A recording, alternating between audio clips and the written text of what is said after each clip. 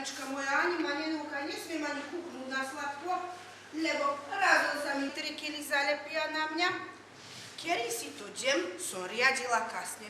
Hrba hábov mi je mala. Vravím Ďurovi, no škoda by ich bola zahodiť.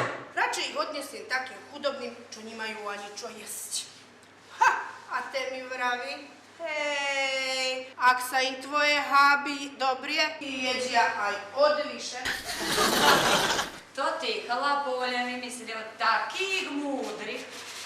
Môj ti včera vyhlásil, že ľahšie si vybrať Geregu ako ženu.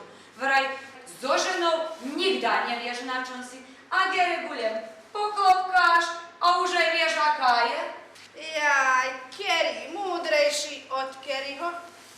Mne bolo najlepšie, keď otec švagra učil, ako má prísť z krčme domov, bez toho, aby mama na ňo kričala. Ozaj len ako? Vraj, švagor môj, zamysli si, dotackáš sa po polnoci z krčme domov, ráno sa zobudíš, strašne ťa bolí hlava a len sa obzeráš, skeďže vyskočí žena, aby ti nadávala do ožranov. No dočkaj.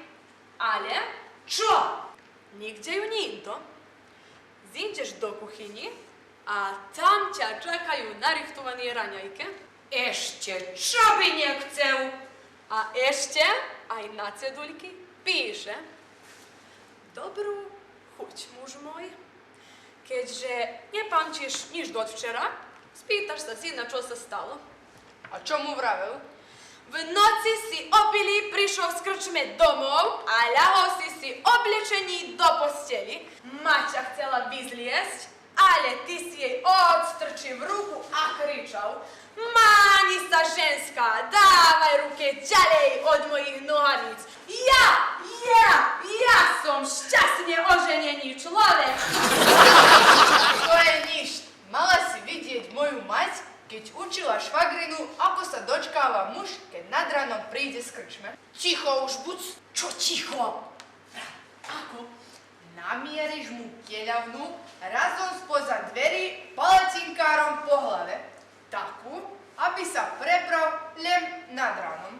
Potom sa zasmieš a povieš mu: Jaj, muž môj, prepáč, ja som zabudla, že si včera